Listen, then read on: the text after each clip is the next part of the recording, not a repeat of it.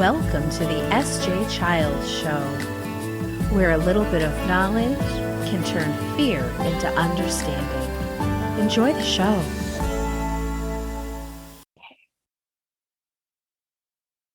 Hi, and thanks so much for joining the SJ Child Show today.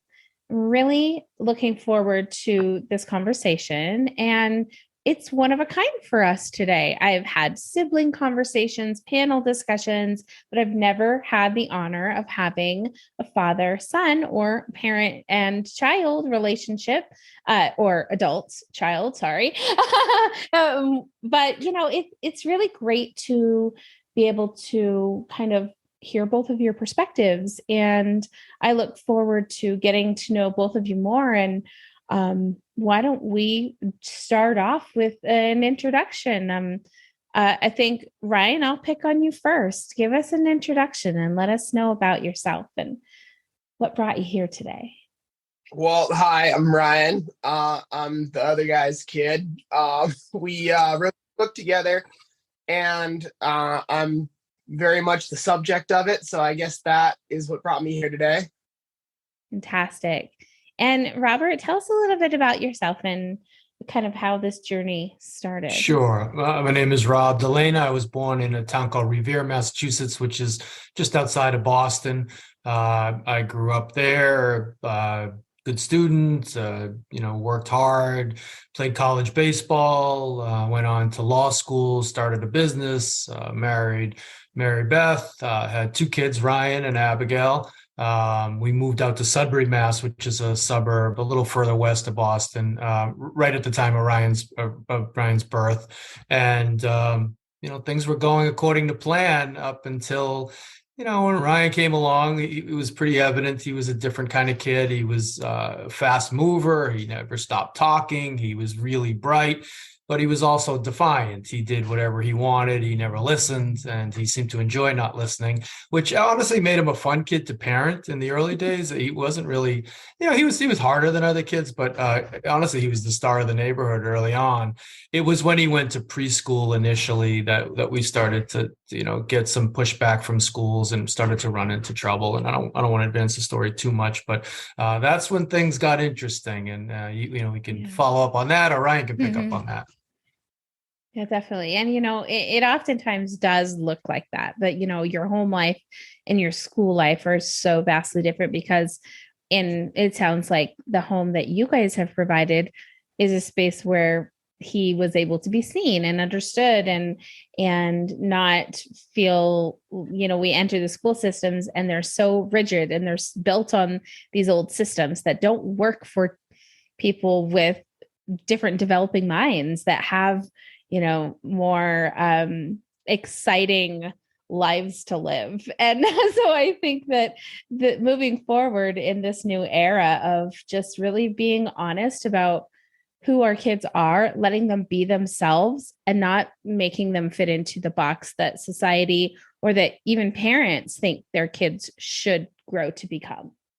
How do you feel about that? Important piece, just to say that, in the book, we lay a lot on the school systems, and we'll get into that in a second, but there's a fair amount of parental expectations that went into where things going off the rails initially. And we put Ryan in the best, preschool around, one of those that you have to put, your child on the list when they're in the womb. And we were excited when he got in, and he was there one day when they asked us to stay after and have and asked to come back the next day and have a pediatric neuropsychologist observe him.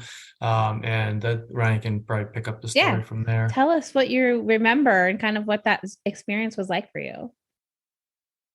Well, let me finish my point from earlier. But yeah, I guess the tricky thing with schools, school was originally designed to create good workers. In the 1800s, factory workers was to turn children into workers. And the model hasn't changed that much. It's just gotten more complicated. There's more options for where you'll end up, but it's all about sort of trying to put you into whatever box you're going to be in and then keep you in it until you get out into the workforce. And it's tricky if you're somebody who doesn't fit a particular mold. And I was definitely that type of person. I didn't learn the same way everybody else did. I learned by doing things. I wanted to,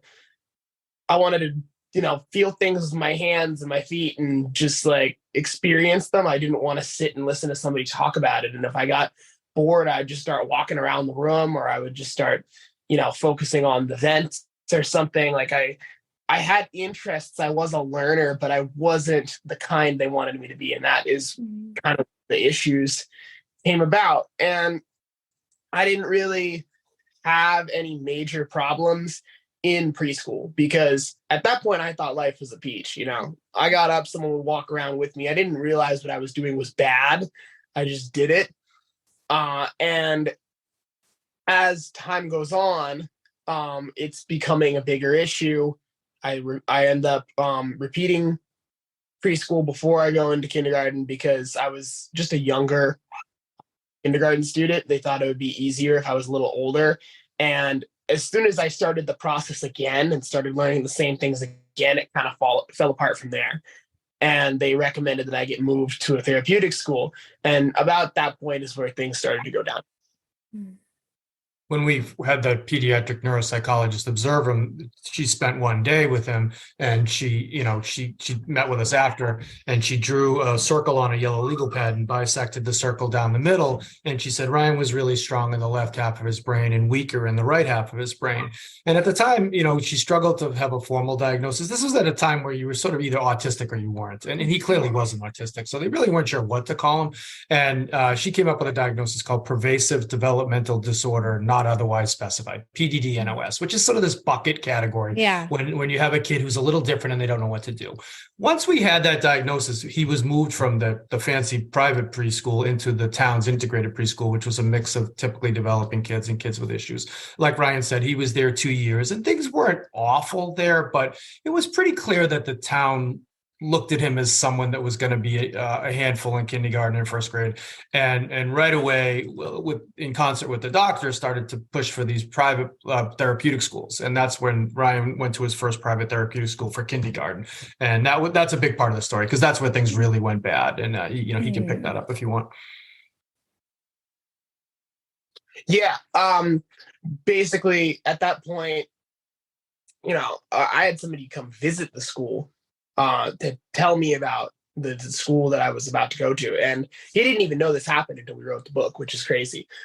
So that was the first time that I was physically restrained. Basically, we were at recess and I didn't want to put these foam dice away. And this lady who was visiting from the school physically restrained me on the floor of the gymnasium when I was like 5 years old, and just like violently pinned me to the floor. And I was confused. I didn't have any explanation as to what was happening. I mean, I assumed it was because I didn't put the dice away, but up to this point, I never had anything like that happen before. It just kind of came out of nowhere. And it was really jarring. And nobody really believed me that this was going to be as bad as I thought it was. But I kind of knew, like, this school is not where I want to be. Like, when I move to this new school, things are going to start to go downhill from here. And we were told, part of we picked the school because it was close by, and we thought all of the things that would be good for a kid who struggled in a larger setting. It's a smaller school. There's they'll preview things. There's more individual attention. All that stuff was good, but they also had as part of their materials, it was called a holding environment, and the holding environment was described to us that when a kid was dysregulated, particularly a kid who has emotional dysregulation, they would hug them and sort of put their arms around them, which they couldn't do in public schools, and say, calm down, everything's going to be okay. That was how it was built to us. But, as it turned out, and over the next 4 years, it played out, Ryan was manhandled and physically restrained on the floor, up to 6-7 times a day. And he started to, fight back, it got worse. And he developed PTSD as a result. Now, remember, he was in kindergarten, first grade, second grade. So when he would come home at night and say, they tried to kill me, they tried to choke me, they leaned on my neck, he thought he was exaggerating and saying, are you sure you didn't do something wrong? Maybe it was something you did that initiated this. And we were trained at home on how to restrain him. So part of it was we were seeing this at home, that when things would finally fall apart, at home, he would say, get in a fight with his sister and refuse a timeout, and we would restrain him. And that was really, for me, the first, sort of crack in the system to say, we have these hour-long battles on the floor, and afterwards I'd say, I don't even remember what he did to get in trouble to begin with. Why? How is this helping him? There's no way he's going to remember this the next time and say, I don't want that. So I started to question it at home a little bit more, and it took a long time. The problem with the schools, and I'll just fast forward a little bit, is once you're in a school that restrains you, and you're in a therapeutic school, and you have a 1-to-1 aide in Massachusetts, no other school will take you. So you really can only go to another school that does basically the same thing. So we started looking at all of these schools and saying, this is exactly the same. We're trying to get out of this. Can't we just bring him back to public school? And our public school was saying, no, there's no way he could do it. And he needs to stay in the therapeutic system, which led to a second school. And if you want to, pick it up from there, but if you have a follow-up question, we can dive into it. I just want to express my sadness and unfortunate that you had to go through that, Ryan. And I'm so sorry that you experienced that from people that you should have been able to trust in a place that you should have felt safe. And the sad part about it all is that every single one of those adults didn't understand that your behavior was communication, and that you were trying to communicate something that they weren't listening to, and that they weren't, what's the word I'm looking for? They weren't validating for you, and they weren't putting you, giving you dignity and putting you first. So I'm so sorry that you had to go through that experience. And I am now married to a 20 years now. And my husband experienced a lot of the same things in his childhood. He actually went through the criminal justice system, as you probably, Rob, can in a legal setting can really understand that he was overlooked so severely, in that he had an ADHD and dyslexia diagnosis, and that was it. Autism was also left out of that equation. However, that is exactly what was happening for us in his situation. But it was a lot to be able to understand, like being his spouse and understanding where he was coming from. But once we had kids and I could kind of see how he was able to really think things through and never lose control and always be in control of his emotions, we, give the credit to all those therapists. He was in group homes and detention centers for years and years and years. And so I'm so sorry that you had to experience that. Yeah, I mean, it's tricky. And a lot of it's not even just like them missing the communication. It's the refusal to let kids be kids and let them grow up, because kids aren't perfect. If you really, anyone who's ever like gone to a playground and like really just like watched for a second, kids are crazy. Like they grow out of it, which is the thing. I'll tell you a story that my therapist actually told me. Like literally, his kid like was drawing pictures, and he drew one picture that was of piranhas, and I think the other one was like two people sword fighting. And they called him in for this meeting and tried to say, like, this is, these are really bad signs. Like, this could be a sign of like early psychopathy. Like, we need to intervene like right now. And he's like, listen, I am a psychiatrist, so you're not going to pull this one on me. Like, he's not a psychopath. He's a boy. Of course, he's not going to draw the fluffy bunny. He's going to draw the piranha, because boys like things that like, destroy shit. Like, yeah. That's how it works. Siblings fight, like there's people roughhouse, there's all this stuff. Hold on, I'm getting a call for some reason. I'm going to send it to voice. You're fine. Thank you. Yeah. But anyway, I think if I had been given a chance, I would have grown out of a lot of this stuff. But once we intervened, all of a sudden it made sense. And where the logic is flawed is like, it's not like my sister was perfect either. The difference is because I had the label. If I did something to Abigail, it was because I was like, I was messed up. Misbehaving or whatever. Mm-hmm. The special needs, and that I need to be regulated with this restraint. But if she did something to me, it was just a sister being a sister. So she would get, her Oreos taken after dinner or something, and I would end up on the floor. And the only difference between us was the label. And I think that's where it gets so tricky. Yeah, it is true. We need so much work to be done when we come to diagnostics and support systems for our kids and adults in the future, and how we can go about putting in strategies to best support them and to help them best support themselves and teach self-advocacy, because it is so important. Go back to your husband for a second. I mean, the second school Ryan went to was closer to Boston, and that one was many more kids who were in the foster care system, or had really terrible family situations. And those kids, when you look at these schools that really condition them to accept compliance, and especially physical compliance, it dawned on me, as we were writing the book, they're really conditioning them for jail. I mean, they're really conditioning to be part of the prison system, right? or some sort of authoritarian structure that lords over them, based on, here's a little reward, or here's your punishment. And it's amazing to me that he escaped that, and kudos to him. And it's amazing that, because I look back at the kids that Ryan went to school with, and here's Ryan with two parents, and he's living in the suburbs. He has every possible advantage, and we almost lost him to the system. So I would imagine that the failure rate, or the success rate of how you look at it, 9 out of these 10 kids end up, wards of the state forever. So it's amazing that he was able to escape that, and a lot of credit to him. Yeah, thank you. Thank goodness. And, I guess credit to him having a child as a teen father at 19, which, I mean, at least, he was out of high school and such, but still it gave him a wake up call that changed everything for him, and he changed his life. So I got the lucky after ends of all of that, story. Right? Yeah, that's a great story. Thank you. Well, and when I recognized that he was on the spectrum, it would have been about 8 years after our son was diagnosed, but I was really able then to give accommodation and so much more grace and understanding to what my son was going through, seeing that he had the same eating habits, sleep habits, and kind of same defiance that my husband had in a way. And I could give that a little bit more understanding with a perspective I had from this grown man who could tell me what was best to, to help. Yep. Well, we told you the bad. Now we have to tell you the good. Yes.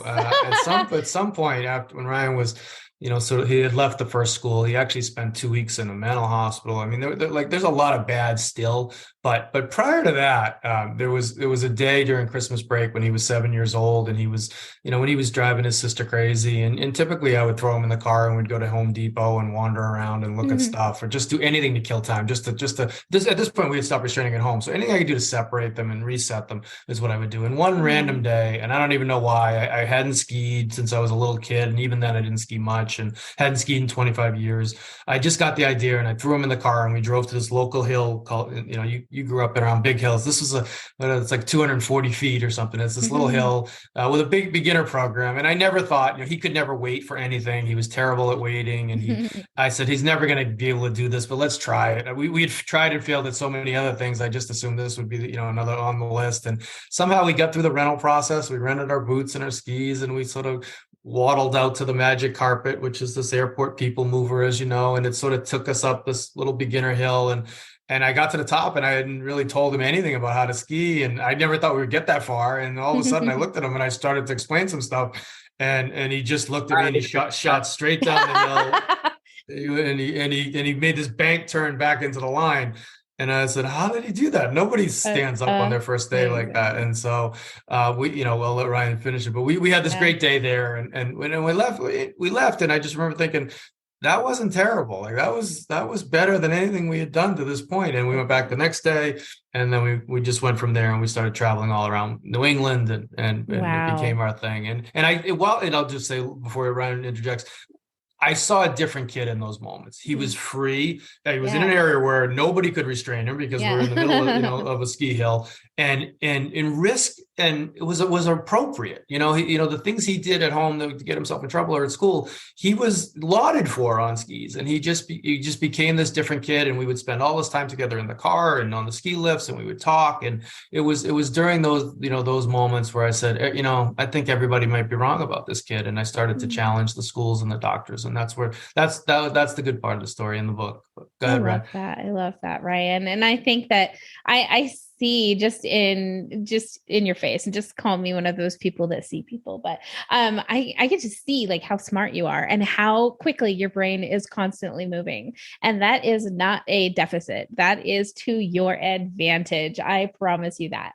And I think it's beautiful that we're coming into this new era where we want to see that. We want to celebrate that. So bravo to you for sure.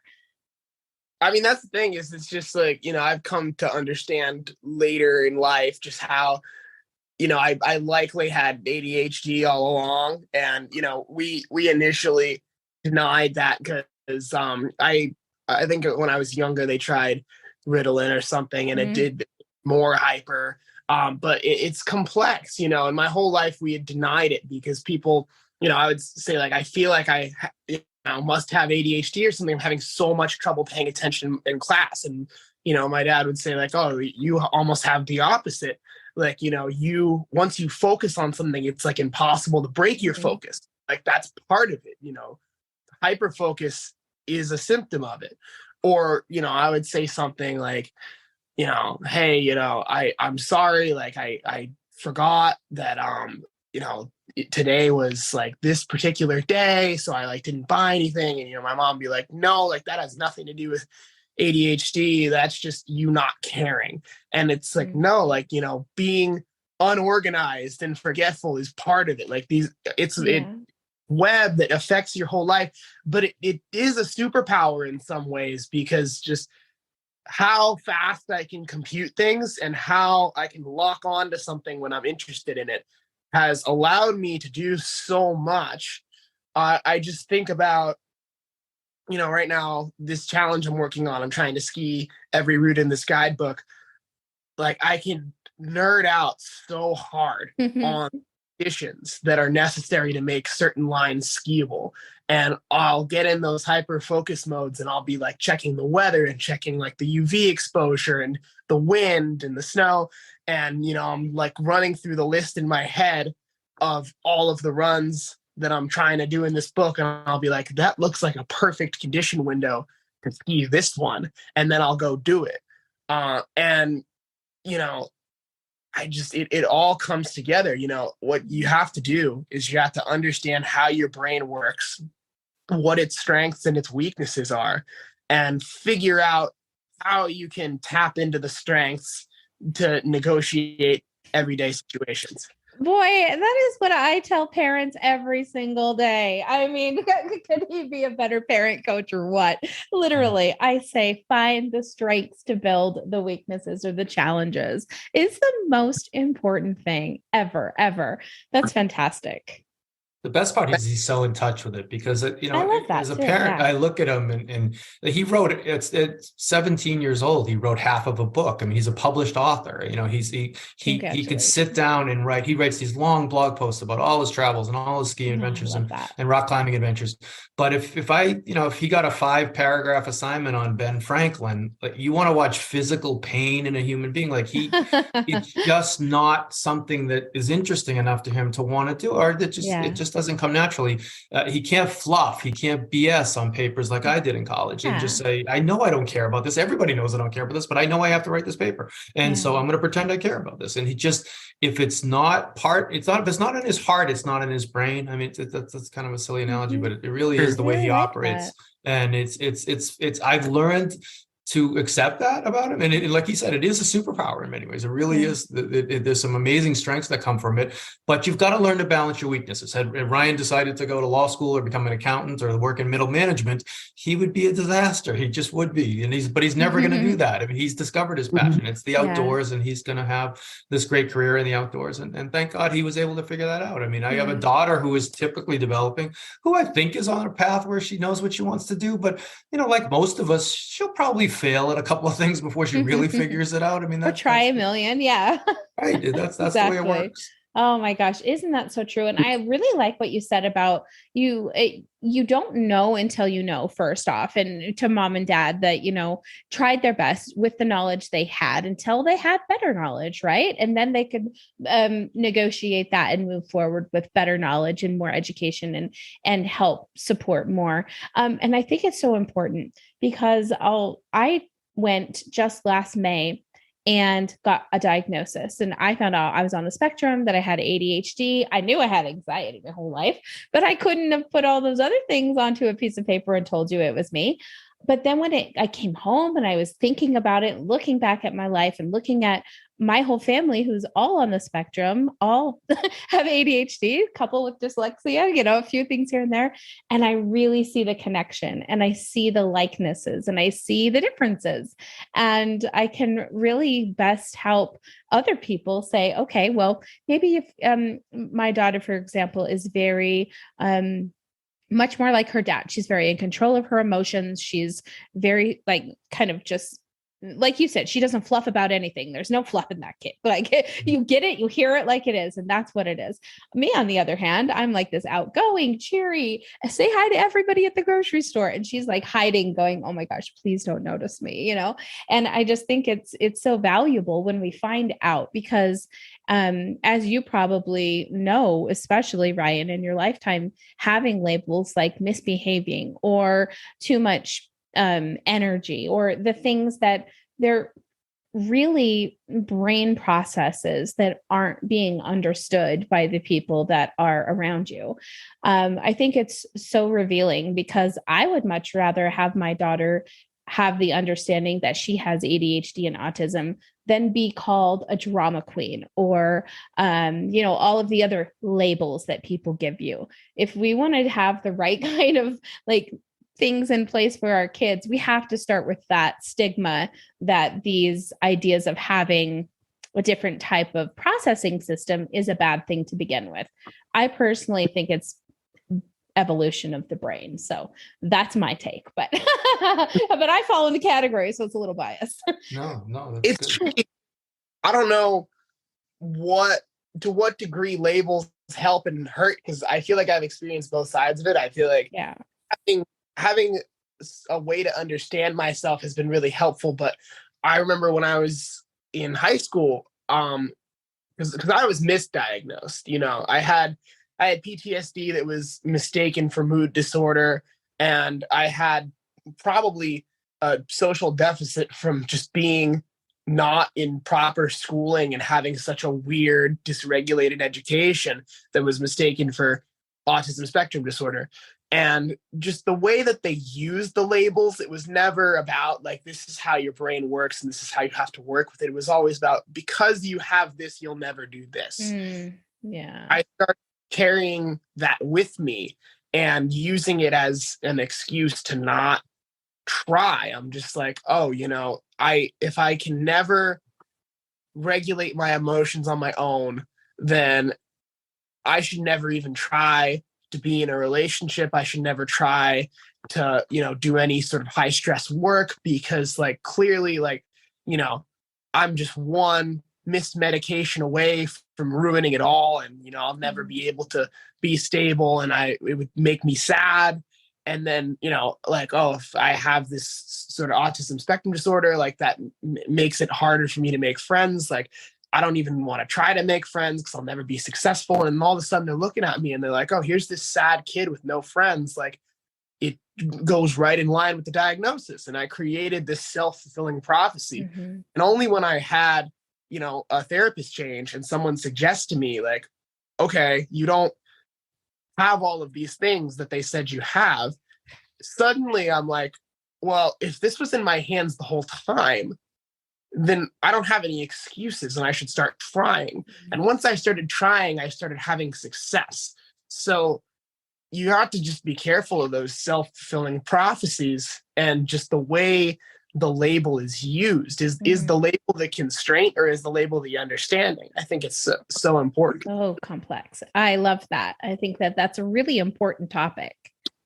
Well, I think the interesting part, of the book and at that part of the story is he was also on a lot of medication at this point. He was on lithium, Seroquel, and Prozac during this sort of like middle school into high school period. He was very heavy. He was, unhealthy. Frankly, his cholesterol was off the charts, and when we did have this therapist switch, the second therapist said, "Is Ryan bipolar?" And we said, "I don't think so. I mean, he doesn't, we've never been diagnosed with that." He says, "Why are you medicating him like someone who's bipolar? You're giving Yeah. him, all." And so, it just happened little by little. You start with one and, Yeah. let's add this other one, let's add this other one. And there was always low doses. And then the doses might have increased a bit, but he was never on high doses of anything, but it was enough to impact his health. And at this point we had skied so much where I was saying, I don't think he needs any of these meds. I mean, I was on board with getting rid of all of them quickly. We tapered them in a safe way, but with each one we took out, there was no change. I mean, so he really was, had this sort of epiphany of himself, but also I think physically looked at himself and said, "Look, I look at myself in the mirror. I look different." It wasn't allowing him to go through puberty. Even he was on so much med. So he finally goes through puberty. He turns, leaner and taller and looks more like a man. And I think, was able to look at himself and say, maybe there's nothing wrong with me. Maybe everybody was wrong. And I think, I felt that, but I think it was most important that he felt that. Absolutely. Yeah. And all this energy back, that was the tricky thing is like, when you're medicated wrong, like, where our book is definitely not the anti-medication books. I know I've talked to people who are like, "Oh, if I didn't have my medication, I would, be suicidal. I wouldn't be able to do this and this." Like, it definitely works if you get it right. But when you get it wrong, they just kept upping the dose up and up and up because they think eventually they're going to like stabilize my emotions and then I'm going to start acting out in school. But the problem was I was acting out in school because I was traumatized from these restraints. So when adults came to restrain me, I would either fight them or run away. So they're like, he's still having these issues in school. Let's up it again. So the issues never stopped. I just got more numb in the rest of my life. And then I didn't have a lot of energy. So it's not like I was going to be able to exercise. Like I never stopped skiing, but I wasn't the kid that was going to go for a run. And it started to interfere with just the aspirations I had in my life. Like I remember I wanted to hike the long trail and I did one backpacking overnight and I forgot to fill my water in the morning and I almost like passed out from dehydration because I was so out of shape and the lithium made me more dehydrated and I'm like, oh my God, I need to get off of these things. So once getting off them became an option, I was like, let's just take them all out now. And they're like, well, you can't do that because it'd be like withdrawing off of heroin or something. Like you would have physical manifestations of how fast these were taken out of your body. You need to, over the course of a year, just remove it dose by and it was a really pivotal time in my life because all of a sudden I got all of this energy back and I'm like, okay, I should go work out. I don't like, I'm just going to go get on the treadmill. And, I started doing an hour every night and then that turned into an hour with the thing all the way up the hill. Cause I'm like, I'm training to climb mountains anyway. I might as well, practice. And then lifting weights and core. And then all of a sudden I started looking really good, feeling really good. It started to show on the mountain. That translates to more confidence. Like, it changed my whole life around. It was crazy. So the thing I talked about earlier with just the realization of the labels, like, age 16 was like a switch flipped, like new Ryan just dropped, Oh, that's exciting. And I'm sure that was exciting for you to see this newfound confidence and self-love that he had. It was. And all of a sudden, this was when skiing really took off. We were going out west a ton. We had spent a ton of time in Utah and Tahoe. And then we went to Big Sky, and Big Sky in Montana was where we met a guide who became a mentor. His name is Ben Brousseau. And he was a really key piece to the puzzle because whenever we would travel out west, and Ryan was a much better skier than me from the start, but it got to the point where I was going to get killed if I followed him down some of the things he was doing. So we started to have to separate, and a lot of the runs, I just couldn't do, but I wasn't comfortable having him do it alone. So we would hire guides here and there, and the guides would always talk him out of it because they would look at him and he was this chubby kid and he was short and I'd say, not today, or, we'll make up some lie. And then we go out to Big Sky and Ben looked at him and they did this run called Big Couloir, which is this famous run where you need avalanche gear and you need a guide. And Ryan was 12 years old when he did it. And then, we started going to Big Sky all the time. And we through Big Sky, the connection with Ben, we ended up going to Portillo, Chile, and we started to ski down in Chile. And we were there, for a few years in a row. And that even led to a trip to Antarctica when Ryan was in high school, and we backcountry skied in Antarctica. So we've been to some amazing places, and that's a fun part of the book. For me, is that I was then forced to get better, and I had to really kind of up my game, and there was the father-son relationship sort of flipped, for much of it, because he was so much better than me, and he was the one trying to keep me alive and try to make me from making bad decisions. And it's a cool story. So that's a fun part. Wow. And show us the book. You said you had a copy close by. Show us the book, Ryan, so we can see Without Restraint, How Skiing Saved My Son's Life. I think that's it. My son's life. Yep. There we go. Perfect. Yep. Oh, it's beautiful. I'm so happy. Now, where is it sold, on Amazon, or how do we find it if we want to go look for the book? Amazon is definitely the easiest way to get it. It's also right now it's where we're getting our biggest sales, and it's where it's most important that we get our reviews. So if you read it and you love it, please give us a review there. If you're not a big Amazon person, there's a million other places you can get it. You can get it Goodreads, you can get it Walmart, you can get it just straight from the publisher, Rowman and Littlefield. Great. Where they sell books, you can probably find it. And the audiobook just came out last week. So the audiobook's up. So I'm an audiobook person. I listen to the whole thing, and it really, even though I wrote it and Ryan wrote it, it's like to hear the story come to life. I thought it was awesome. So I listened to the whole thing and had a good time with it. That's on Audible, and you can find that anywhere audiobooks are sold. And congratulations to you both. What an inspiring and incredible story. And thank you, Ryan, for sharing that, those tough parts with us and kind of letting us be a part of your journey and how much success. And it sounds like self-love and confidence that you've gained from that. And it's just wonderful to meet you guys. Thank you so much. Thanks for having us. It was fun. Yeah, it was so much fun. I definitely would love to catch up with you in the future and see where else you're going around the world. You never know. He's got big plans, so tell me about that. What do you have coming up, Ryan? What's up next for you? I'm going to the Arctic for a 10-day stretch. We're going to this place in northern Canada that has some pretty well-known but seldom skied couloir skiing.